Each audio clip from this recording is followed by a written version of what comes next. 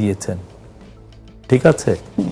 আপনি এই যে বাংলাদেশে যে মবের যে আপনি যদি আরো আগে যদি দেখেন 1950-র দাঙ্গা বা 1964-এর দাঙ্গা, বাংলাদেশের মব কিন্তু সবসময় ছিল। তো আমাদের এখানেও মব আসছে, কিন্তু দেখা যাচ্ছে যে বাংলাদেশের কিছু সুশীল সমাজের লোক একটা দুইটা আইসোলেটেড ইনসিডেন্টকে খুব ম্যাসিভলি হাইলাইট করার চেষ্টা করছেন। এটা করার মূল উদ্দেশ্য হচ্ছে এই গভর্নমেন্টকে একটা জিহাদিস্ট, এই গভর্নমেন্ট একটা তালিবান, এরকম ভাবে এটাকে প্রেজেন্ট করা। এই যে আপনি দেখেন, এই যে 21শে ফেব্রুয়ারি থেকে এর আগে ঘটনা ঘটে নাই, 21শে বইমেলা এর আগে ঘটনা ঘটে নাই। হ্যাঁ, আপনি এই যে অভিজিৎ রায়কে খুন করা হয়েছে কোথায়? জাস্ট উনি বের হচ্ছিলেন, ওইখানেই তো ওনাকে মারা হয়েছে। বা আপনি এর আগে তসলিমা নাসরিন নিয়ে, বা এর আগে কত রকমের কত হয়েছে।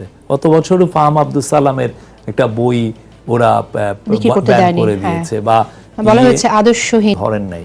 এখন আপনি দেখছেন যে না, আজকালকে কিছু মাদ্রাসার স্টুডেন্ট যে একটা প্রকাশককে চ্যালেঞ্জ করছে, ওরা 200, হ্যাঁ, এটা আমরা তো এটাকে কন্ডেম করেছি। আমাদের গভর্নমেন্ট এই জিনিসটাই বা কেন হবে? ওনারা যদি কমপ্লেন হয় বাংলা একাডেমির কাছে কমপ্লেন করুক, ওইখানে যাবে, ওখানেও তো পুলিশ আছে, তাদের কাছে গিয়েও বলতে পারতো। এটাই আমরা এটা কন্ডেম করেছি, কিন্তু কথা হচ্ছে যে আমরা দেখছি অনেকে এই ঘটনাগুলোকে, 2-3টা ঘটনাগুলোকে এক করে নিয়ে একটা বড় একটা ন্যারেটিভ সাজাতে চাচ্ছে। তাহলে এই যে ন্যারেটিভ সাজানোর যে আপনি যেমন একটা পরিকল্পনা,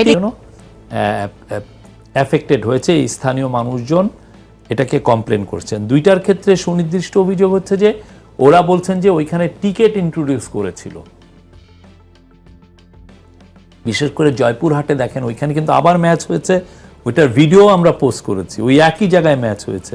ওই জায়গায় কি করেছিল, আগে প্রাইভেটলি ওইটা অর্গানাইজ করেছিল এবং ওরা টিন দিয়ে পুরো মাঠটা ঘিরে রেখেছিল। ওখানেও কিন্তু একটা বিষয় মোবিলাইজড হয়েছে, কিন্তু মোবিলাইজ হয়েছে। আমি বলি ন্যারেটিভটা সাজাচ্ছে কি, যে বাংলাদেশে মেয়েরা ফুটবল খেলায় নিরাপদ না, মেয়েদের ফুটবল পুরো অ্যাটাক। আপনি 3টা ম্যাচ দেখে আপনি কি মনে করেন যে একটা দুটা না, 2700 ম্যাচ, এটা আর এমন না যে এটা ইনডোরে আমি করেছি, জনসম্মুখের আড়ালে যে ইনডোরে ম্যাচ, আমরা জনসম্মুখে ম্যাচ করেছি এবং সারা বাংলাদেশে। 32 নম্বর বাড়ি ভাঙচুরের ঘটনাকে আপনি কিভাবে দেখেন?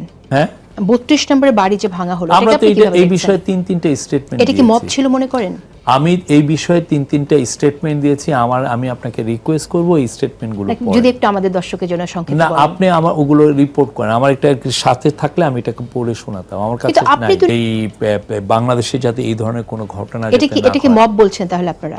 আমরা এই বিষয়ে আমরা আমাদের স্টেটমেন্টটা দিয়েছি। আমি আপনাকে অনুরোধ করব 3-3টে, আমরা এই স্টেটমেন্টগুলো পাবলিক, আপনি প্লিজ পড়ে নেবেন। তাহলে আপনি যখন অনভিপ্রেত বলছেন, তাহলে কি আবার 32 নম্বরটা সরকার গড়ে দেবে ওখানে?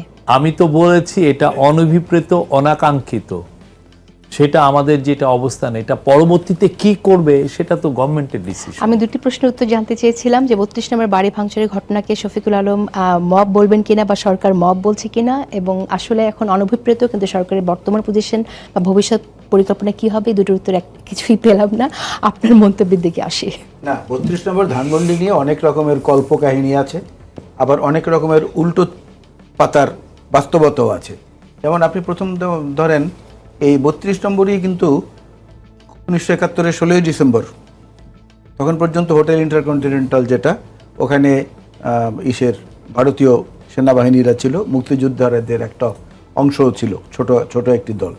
তখনই কিন্তু প্রথম 32 নম্বর ধানমন্ডির সামনে একজন বিহারিকে পিটিয়ে হত্যা করা হয়েছিল, তার নাম হচ্ছে জনাব ইব্রাহিম। কেন পেটানো হয়েছে? ওই বিহারিকে স্বাধীনতা যুদ্ধের 9 মাসকালীন সময় বিহারিরা তাকে খোঁজার জন্য মারা, যে আমি দেশে ফেরার পর জিয়াউর রহমান আমাকে ধানমন্ডির বাড়িতে ঢুকতে দেয়নি। মূল ঘটনা তা না, ধানমন্ডির বাড়ির এগেনস্টে, মূল বাড়ির এগেনস্টে যে লোন ছিল, ব্যাংক লোন, সে লোন পরিশোধ করেনি শেখ মুজিবুর রহমান সাহেব জীবিত থাকা অবস্থায়, বা পরবর্তীতে তার 2 কন্যার কেউই সেটা পরিশোধ করেননি। ওই কারণে বাড়িটা দেনার দায়ে বন্ধক ছিল। পরবর্তীতে সেটা জিয়াউর রহমান সাহেব সরকারি তহবিল থেকেও কিছু সহযোগিতা করেছেন, ওনারা 2 বোনেও কিছু অর্থ দিয়েছেন, দেওয়ার পর বাড়িটা ছাড়িয়েছে। এইটাকেও একটা পলিটিক্যাল একটা রেটোরিক্সের মধ্যে নিয়ে গেছে কিন্তু শেখ হাসিনা। ঠাকুরমার ঝুলি থেকে যেভাবে গল্প বের হয়, 32 নম্বর থেকে অনেক গল্প, 32 নম্বরের আশেপাশের অনেক প্লট ক্ষমতার জোরে তারা দখল করে নিয়েছে, অনেক মানুষকে ওখান থেকে উৎখাত করা হয়েছে। তো 32 নিয়ে কিসের অত আবেগ? ফানুসের মতো আবেগ সৃষ্টি করে ওইটাকে অন্য কাজে ব্যবহার করা যেত বা কিছু করা যেত। সারা পৃথিবীতে অনেক জায়গায় তো এরকম আছে। আপনার কি মনে হয় যে সরকারি উদ্যোগ নিতে পারতো? যখন প্রথমেই ভাঙচুরি করেছে সরকার উদ্যোগ নিয়ে কিছু করতে পারতো?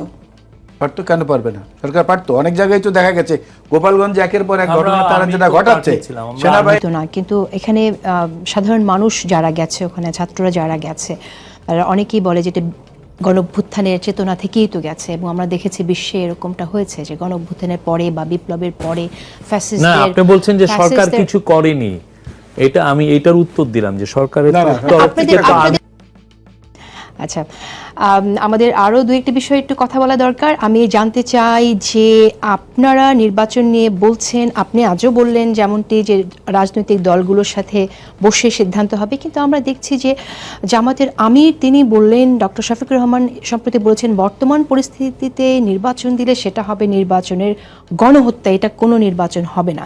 জামাত ইসলামী সেটা চায় না। আপনার মন্তব্য শুনতে চাই, উনি কেন এটা বললেন? আসলে কি সরকার একেবারেই প্রস্তুত না নির্বাচন দেওয়ার জন্য? ঠিক না, এটা তো আর এমন কিছু না। তো এই বিষয়ে তো তারপরে আমরা ইলেকশন কমিশন রিকনস্টিটিউট করেছি, তারা পূর্ণ দমে কাজ করছেন।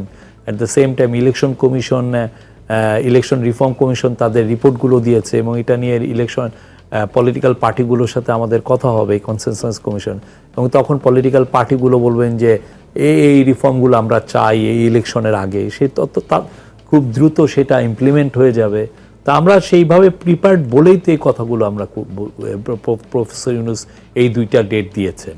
মজুম হোসেন আলার আপনার মন্তব্য শুনতে চাই, উনি যে এটা ইসলামী তো এই একই কথা, যিনি সেক্রেটারি জেনারেল, দুজনের কথাকে যদি ধর্তব্য বলে বিবেচনা করি, তাহলে দেখা যাবে যে আবার গতকালকে জামাতের সেক্রেটারি জেনারেল যিনি মিয়া গোলাম পরোয়ার সাহেব, উনি কিন্তু বলেছেন যত দ্রুত সম্ভব জাতীয় নির্বাচনের ব্যবস্থা করা হোক, নির্বাচিত সরকারই আসুক। তো কথা যে আসলে কোনটা ঠিক জামাত ইসলামী, সেটা কিন্তু এখন পর্যন্ত আরেকটি রাজনৈতিক দলের একজন কর্মী হিসেবে আমি নিজেও বুঝতে পারছি না যে আসলে ওনারা কোনটা চাচ্ছেন। স্থানীয় সরকার নিয়ে আলোচনা আছে।